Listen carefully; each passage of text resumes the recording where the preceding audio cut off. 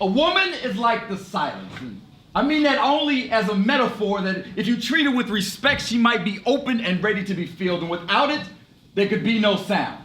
Now, if woman is that sweet, sultry silence, then sound must most likely mimic masculinity, always ready to penetrate said silence. See, this is why children should be seen and not heard, especially little boys, because too many little boys are penetrating the silence just for the pleasure of penetrating and possessing a piece of that silky silence that makes sound so inviting. Boys, unable to or unwilling to care for the very ground they sin, invading the purest ground of silencing men.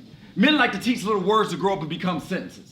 Men like to create words that will one day touch hearts like, I love you. Tell stories like, once upon a time. Mend wounds like, I'm sorry. Bind the peace with treaties, create laws like the 13th Amendment, and move mountains like words from God. But boys just make noise like the passage of flatulence through an anal orifice. It ain't words, it's heat, feces, and air. That's why little boys talk so much shit. An asshole under pressure, unable to turn verbal sounds into treasures. See, boys have no idea how to give definition to the words they create. They like to play with their sounds, so they call themselves players, and hot air resonating over gold and platinum teeth does not increase its value. See, boys tend to think their ideas are bigger than what they are. In such a hurry to speak, sliding sounds into silence, and unable to fully articulate their own thoughts.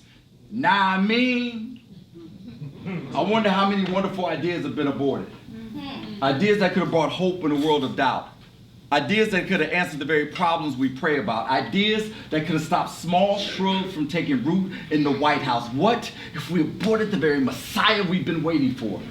The only thing worse than aborted idea is a misplaced word with no definition. A word wandering the world without meaning can do nothing but break the silence. And if silence is golden, then she be forever treasured and treated with the respect that she deserves. Because without the silence, there could be no sound.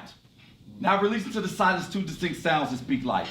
One is still learning to be a complete sentence, but is able to define himself, while the other is on his way to being the most beautiful poem I've ever had the pleasure to create. He is almost ready to write himself and become a productive member of this anthology we call society. Men, just because you're in the presence of silence doesn't mean it needs to be penetrated. Brothers, hold your tongue and don't speak until the right moment of silence comes your way and you are able to give definition to the words you will create. Boys, you can become men by learning to think before you speak, and it will serve you well to remember that without the silence, there could be no